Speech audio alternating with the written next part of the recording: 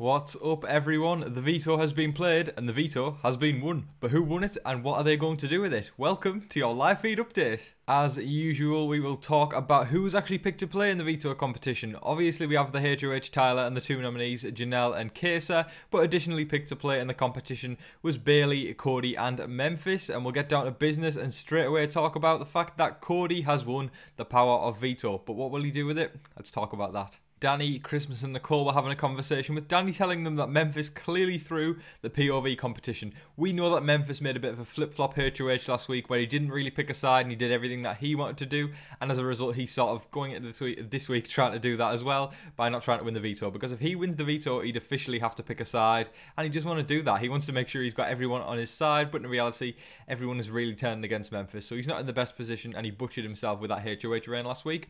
But the conversation that Danny, Nicole and Christmas also have is the fact that Christmas believes that Janelle is going to come down on Nicole like a ton of bricks, whether it be before the veto ceremony or even after.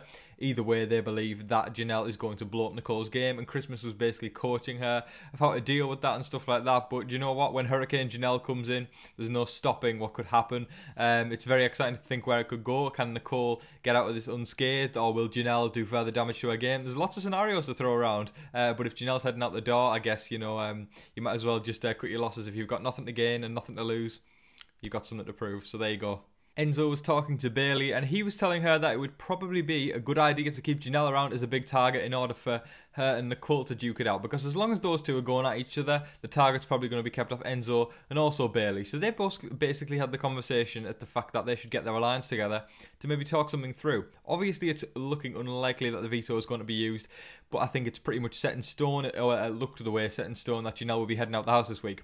But if Enzo and Bayleigh can move a few things around, it may just be Kaysar heading out the door. We don't know just yet. I mean, there could even be a backdoor plan in place. Nothing's been said yet about that. However, I mean, like, there's always the idea that's floated up, but nothing solid. But I see it's very, very unlikely that's going to happen this week. But this is Big Brother, guys, as I say in every single video, and you've got to expect the unexpected. Janelle and Kaysar were having a conversation, and it really felt like it was a last stand, and it was quite sad because they discussed the idea, or threw around the idea of potentially approaching Tyler with some sort of deal. But Janelle was basically saying it's a lost cause at this point. There's pretty much no point. It could do further damage to my game and your game if we were both, or one of us was supposed to stay in the house or whatever like that. And they basically threw around the idea of Kaysar saying, how about we try and get people to evict me instead of you, Janelle, because he believes that Janelle can make it further in the game, and Janelle believes the best she can probably do is a couple more weeks since she's such a big target, but she thinks she's going to be heading home and Kaysar is going to be staying in the game. But Kaysar has said to her he's going to stay and play very aggressively, and he'll be very, very annoyed because this will be the first time he's been in the house without Janelle, because Janelle has always made it further than him in the seasons that they've been in together. So it'll be a first for Kaysar if he does end up staying, but he's here to play, and he wants to avenge Janelle if she does head out the house this week. And I think Kaysar will be really, really gunning to try and win the whole game. He's not going to hold back. I think it'll be a very uphill battle, a very long road ahead if he's going to try and win. But you know what? Kaysar, I wish him the best of luck if he does end up staying. We don't know this yet, but I really hope he can do well, and I think he's got a hell of a lot of potential. But Janelle said you need to chill, Kaysar, if you want hopes of making it far, and I do agree with that statement. Cody, Enzo and Tyler were chatting about the vote, and they concluded at the fact that if Janelle was to go, the girls might start getting paranoid at the fact it could be a confirmation of some sort of guys alliance. But Cody chimed in and said Danny and Nicole really want Janelle gone, so there's going to be no trouble there. I think, again, it just seems set in stone that Janelle's heading home unless some deals are made throughout the week. But at this moment, as of now, it's looking like Janelle is definitely heading home. Enzo has told Tyler that some of the girls in the house need to actually win some competitions to earn their keep, especially within that alliance, because it seems as though a lot of them tend to be floating right now and letting the guys do all the hard work. But Enzo has also brought up the fact that he believes Danny has got the best social game in the house, whereas Christmas is going to be the hardest to beat when it comes to challenges. So they've definitely got their eyes open on that and sort of keeping track of that, because I think moving forward, I do believe the guys will sort of want to just pick off the girls when it comes down to turning on their own alliance.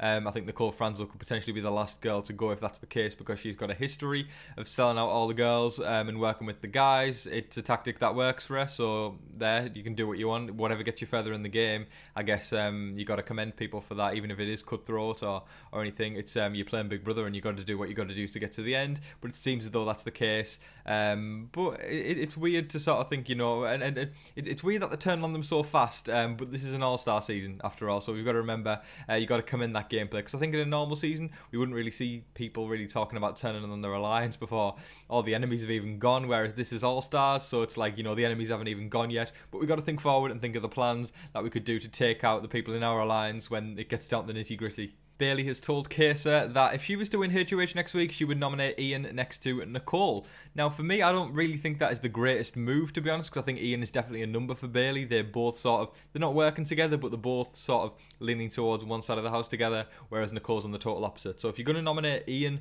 then you're butchering your own game, probably. And if you nominate Nicole, you need to put her up against someone like Cody or Tyler, someone that's definitely working with her, or even someone like Danny, who's extremely tight with her. We just don't know. As the week transpires, Bayleigh may change her mind, but as of now, I think she just wants to make that power move and go, yes, we've got one winner up and we've got the other winner up, and one of the winners is going out the door if someone doesn't use the veto. Janelle has been writing her big brother will this week, with her telling Kaysar that when he picks who goes on slop next, he should choose Nicole Franzel. And she also said, don't do it in a wishy-washy way. She wants him to stand up in front of the living room, in front of everyone, directly look at Nicole Franzel in the eye and say, this one's for Janelle. She basically wants to get her last laugh from the big brother graveyard, and without her being in the house, that's essentially Janelle getting her one over on Nicole Franzel if she does leave this week. Enzo went on to tell Bayleigh that Janelle should leave this week, and Bayleigh was sort of like quite, she didn't really give in to that. She was sort of just being quite sturdy, saying, you know, I don't think that's the best idea, because I think she was slightly worried at the fact that if Janelle isn't around, there is nobody to target Nicole Franzel. But Enzo kept backing up, you know, the game changes and the dynamics will change, and someone will eventually target her, with Bayleigh eventually giving in, saying, okay, Janelle has to go.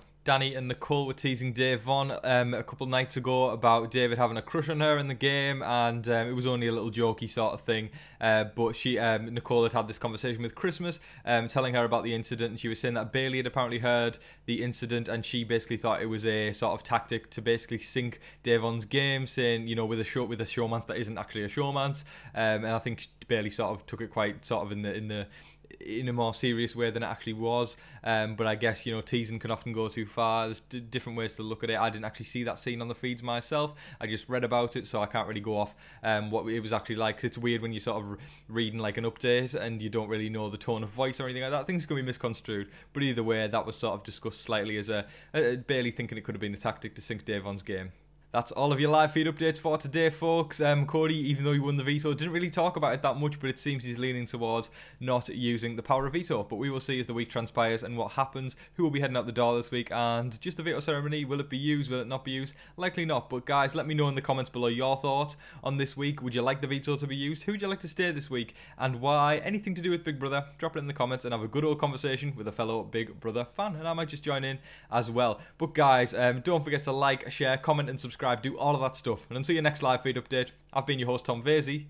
Good night.